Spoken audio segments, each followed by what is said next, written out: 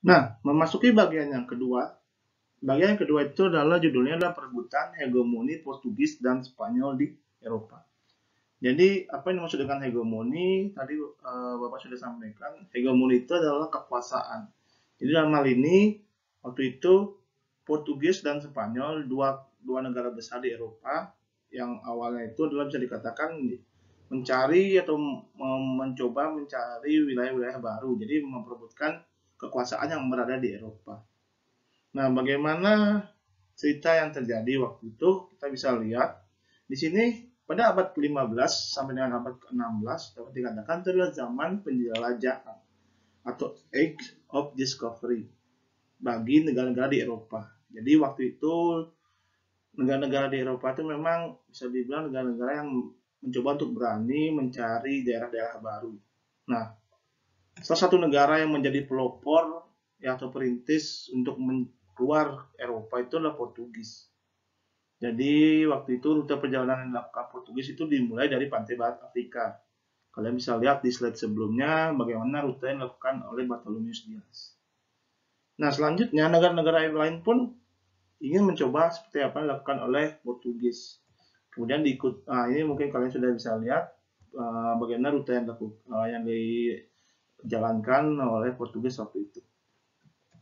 Nah, kemudian negara-negara lain yang ikut serta dalam hal ini itu adalah Spanyol. Bahasa Spanyol waktu itu berbeda, rute perjalanannya tidak melalui apa yang dilakukan oleh Portugis menuju ke timur, tetapi dia menuju ke barat melewati Samudra Atlantik. Inilah rute yang dilakukan pertama kali oleh Christopher Columbus.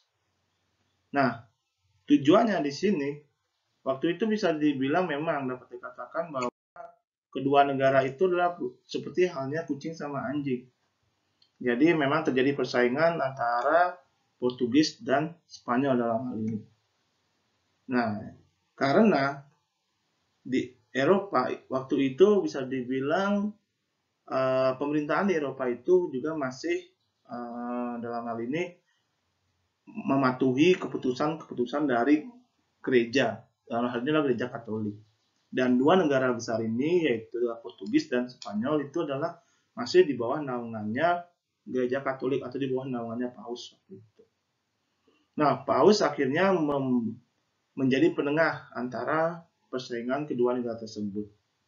Ya, jadi waktu itu akhirnya Paus membagi wilayah atau membagi dunia itu menjadi dua. Jadi lewat yang namanya perjanjian Tordesillas, dunia itu dibagi menjadi dua oleh Paus itu sendiri. Ya, jadi yang tadi dikatakan bahwa sebelah barat itu menjadi wilayah yang akan dijelajahi oleh Spanyol. Nah, sedang sebelah timur itu adalah wilayah yang akan dijelajahi oleh Portugis. Makanya dari itulah tadi perjalanannya kalian bisa lihat bahwa dalam ini Portugis menuju ke timur sampai dia ke India, sedangkan Spanyol menuju ke barat sampai dia ke wilayah Amerika. Dan tanpa sepengetahuannya ternyata Spanyol telah menemukan benua baru. Nah, itulah bagaimana isi dari perjanjian Tordesillas waktu itu. Nah, berikutnya itu adalah bagaimana perebutan hegemoni Portugis di Indonesia atau di Nusantara. Kalau tadi kita lihat bahwa memang waktu di Eropa, Spanyol dan Portugis itu terus saling bersaing. Ya, jadi akibatnya karena Paus mungkin melihat bahwa dua negara ini kan negara Katolik, supaya tidak ingin menjadi perpecahan, akhirnya membagilah dalam hal ini daerah-daerah penjelajahan yang dilakukan oleh kedua negara tersebut. Nah, tanpa sadar ternyata perebutan hegemoni atau perebutan kekuasaan yang dilakukan kedua negara ini sampai ke wilayah Indonesia kita sekarang di Nusantara. Ya, jadi waktu itu di bawah pimpinan Alfonso Albuquerque atau Alfonso de Albuquerque tahun 1453 sampai dengan 1515. Ya, jadi rute perjalanan Portugis itu seperti kalian lihat di slide berikut. Ya, jadi ketika itu awalnya ketika sesampainya di India, Portugis mendapatkan info bahwa pusat rempah-rempahnya itu tidak saja di India lagi. Ya, tetapi juga ternyata di daerah yang namanya Malaka. Di mana itu Malaka? Malaka itu lebih tepatnya di Indonesia kita sekarang, di bagian Sumatera. Ya, Selat Malaka kalau kita kenal. Nah, dari Malaka ini kemudian akhirnya Portugis dapat menguasai pelabuhan atau bisa dibilang pelabuhan Malaka waktu itu. Nah, sesampainya di pelabuhan Malaka, Portugis mencari informasi kembali. Nah, ternyata informasi yang didapat bahwa ternyata bukan Malaka lah menjadi pusat atau tumbuhnya tanaman rempah-rempah itu, tetapi di daerah Maluku. Nah, untuk itu Portugis akhirnya kemudian mencoba mencari tahu di mana sih daerah Maluku itu sendiri. Perlahan demi perlahan, daerah-daerah yang dilewati Portugis pun dikuasai. Termasuk juga Portugis melakukan beberapa kerjasama dengan kerajaan-kerajaan Islam waktu itu. Supaya nanti bisa bekerjasama dan juga menguasai perdagangan yang ada di Nusantara.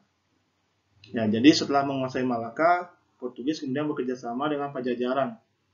Supaya tujuannya itu adalah di daerah Sunda Kelapa atau Jakarta sekarang itu menjadi juga basis perdagangan Portugis nantinya.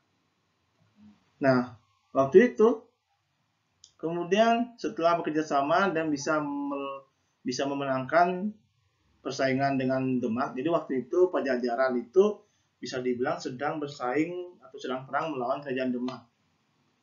Ya, jadi karena itu akhirnya setelah menguasai daerah Sunda Kelapa atau Batavia, kemudian Portugis menuju ke wilayah timur. Nah, sampailah dia di daerah Maluku yang sekarang kita kenal.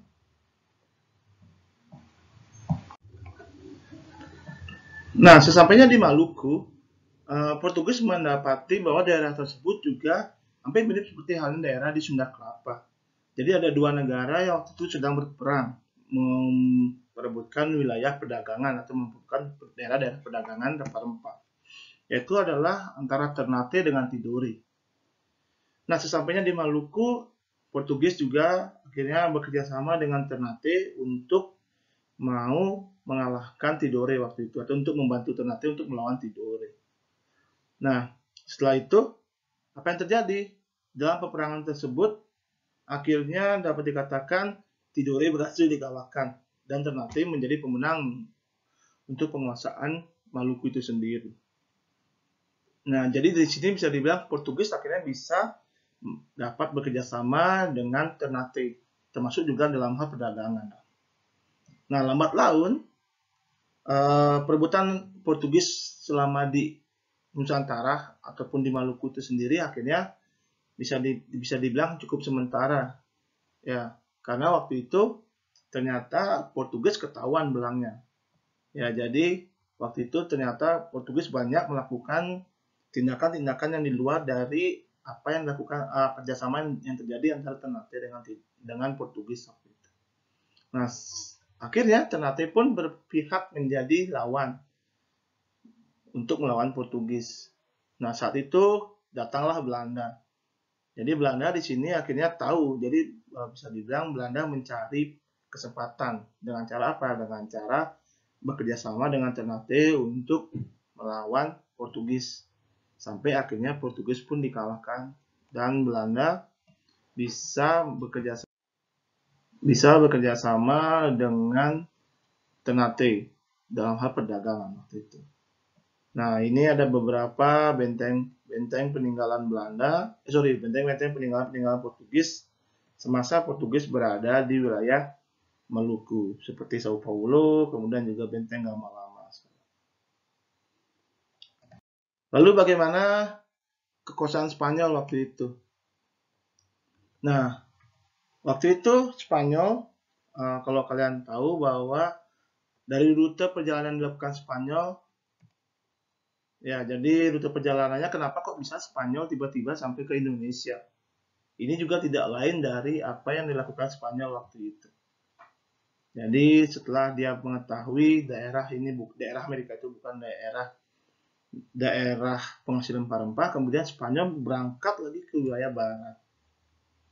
Nah, melewati Samudra Pasifik dan sampailah Spanyol itu di wilayah Filipina. Nah, waktu itu jadi sesampainya di Filipina, daerah Filipina berhasil dikuasai oleh Spanyol di bawah pimpinan Ferdinand Magellan yang tadi kan. Nah, kemudian Ferdinand Magellan mengirimkan yang seorang bernama Sebastian Elcano untuk membantu Ternate melawan Tidore. Jadi ketika sesampainya di Filipina, jadi kembali Spanyol mencari informasi di mana sumber rempah-rempah itu, dan ternyata sumber rempah-rempah itu ada di Maluku. Nah, sesampainya di Maluku ternyata sama yang terjadi seperti yang Portugis. Spanyol melihat keadaan di sana sedang perang antara Ternate dengan Tidore. Nah, waktu itu Spanyol juga mengambil kesempatan dengan cara ikut membantu Tidore untuk melawan Ternate. Namun apa yang terjadi? Spanyol pun akhirnya, atau Tidore pun akhirnya dikalahkan oleh Portugis dan juga dengan Ternate, sehingga dapat dikatakan Spanyol tidak cukup lama untuk berdiri ataupun untuk bisa menguasai wilayah Maluku. Ya, apalagi ditambah bahwa waktu itu ternyata Portugis menganggap bahwa kedatangan Spanyol ke wilayah Maluku dianggap itu melanggar perjanjian Tordesillas yang sebelumnya telah dilakukan. Ya, jadi sebagai dampaknya itu akhirnya Spanyol harus meninggalkan wilayah Maluku. Nah, itu juga bagian dari perjanjian Zaragoza. Jadi apa itu perjanjian Zaragoza? Nanti akan Bapak terangkan. Ya, jadi ini sebelum itu kita lihat dulu beberapa benteng atau peninggalan-peninggalan Spanyol di Indonesia. Ini ada namanya Benteng Tahula. Ya, tidak banyak yang banyak didapatkan peninggalan-peninggalan dari Spanyol. Sebagian besar itu di wilayah-wilayah Indonesia bagian timur, peninggalannya itu sebagian besar peninggalan-peninggalan dari Portugis dan juga dari Belanda.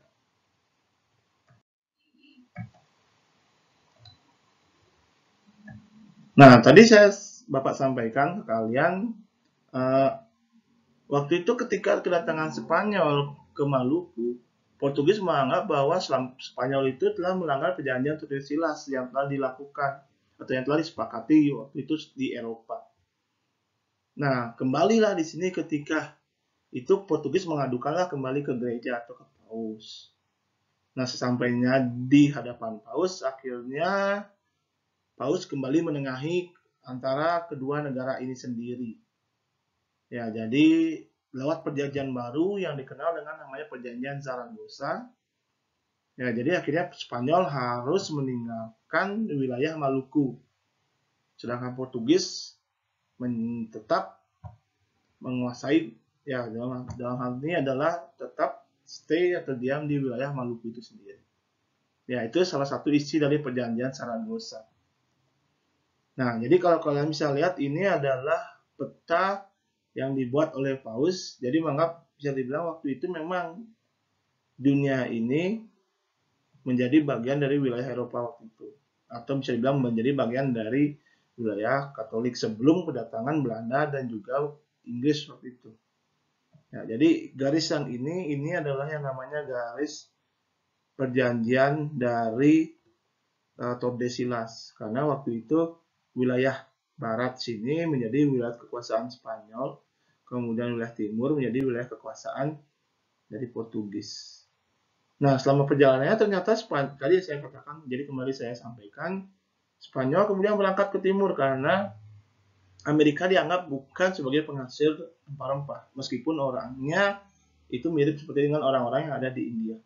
Berangkatlah dia melewati Samudra Pasifik. Ya, lewat armadanya Ferdinand Magellan, sampailah dia di wilayah Filipina.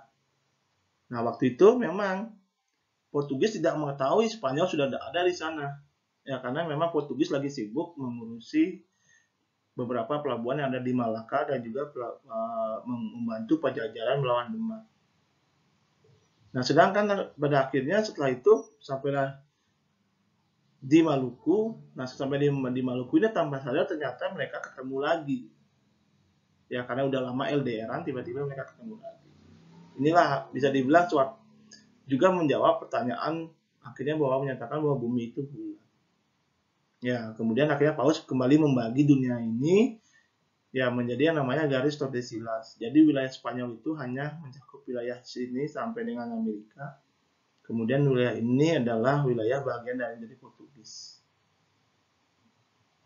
Ya, makanya kenapa kalau kalian lihat negara-negara di Amerika bagian selatan itu sebagian besar masyarakatnya menggunakan bahasa Spanyol, termasuk juga di Filipina. Berbeda dengan mungkin kalau kalian lihat misalnya di Afrika dan juga di wilayah Maluku sekarang. Atau kalian punya teman di daerah Maluku, di daerah NTT ataupun Timur Leste, pasti nama-namanya mirip dengan nama-nama orang-orang Portugis. Ya, jadi ini peta yang baru kemudian dibuatkan seperti ini, tapi kalau peta kunonya itu seperti kayak ini bisa dibilang. Ya, jadi itulah bagaimana perebutan hegemoni yang terjadi antara Portugis dengan Spanyol, baik itu yang terjadi di Eropa waktu itu, kemudian sampai juga merembet ke Nusantara atau di Indonesia sekarang.